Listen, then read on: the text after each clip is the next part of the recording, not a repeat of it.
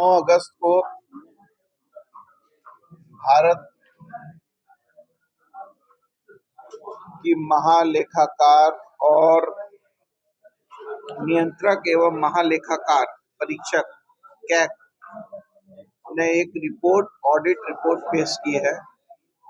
इस audit report में उन्होंने कई गंभीर घोटालों की ओर ध्यान आकृष्ट किया है, जिसमें एक द्वारका एक्सप्रेस बनने की बात थी, जो 29.6 किलोमीटर जिसका लीड था और प्रत्येक किलोमीटर पर 18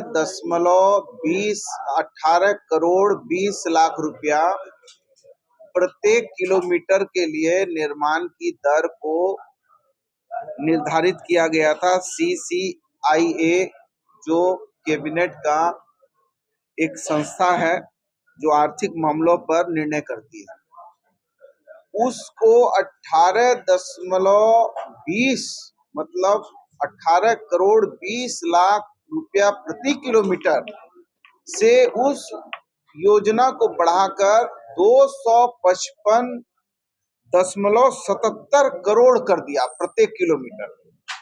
अब आप सोचिए कि जो 18 करोड़ या 19 करोड़ में सड़क को बनना है, उसको यदि 250 करोड़ कर दिया जाएगा, मतलब उसमें 14 गुना से भी ज्यादा इजाफा कर दिया।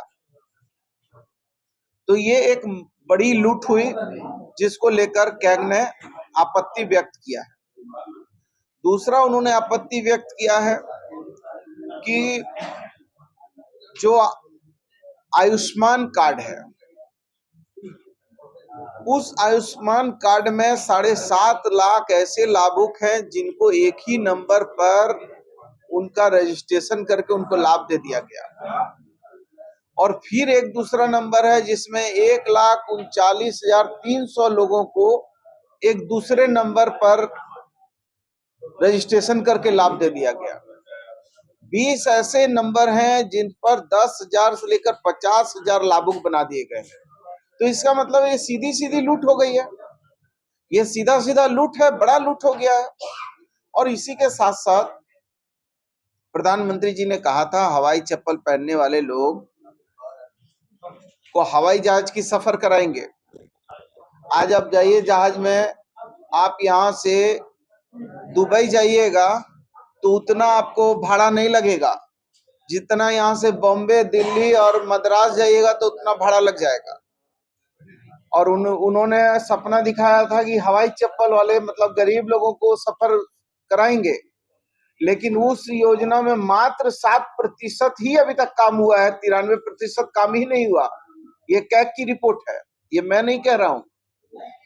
तो उन्होंने बहुत सारे ऐसी चीजों को उल्लेखित किया है सदन के पटल में कि 14 ऐसी योजनाएं हैं, जो 14 ऐसी बड़ी योजनाएं हैं जिन योजनाओं को समझते हैं कि 45 महीना 47 महीना 22 से 47 महीना की अभी देरी चल रही है। और ये एक तरफ बोल रहे हैं कि हम लोगों को बोलते हैं कि हम लोग बुलेट ट्रेन चलाएंगे, और दूसरे तरफ जो हम लोग की योजनाएं हैं वो 47 महीना 55 महीना लेट चल रही हैं। और लेट होने के बाद आपको मालूम है कि कोई भी योजना यदि लेट होती है तो उसमें फिर जो है उसके प्राक्कलन में भारी गड़बड़ियां होने लगती हैं।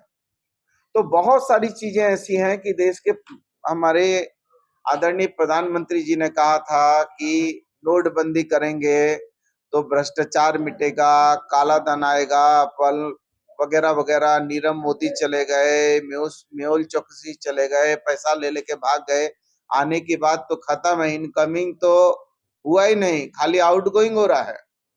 और कभी डॉलर के रूप में आउटगोइंग है, रुपया सस्ता और डॉलर महंगा।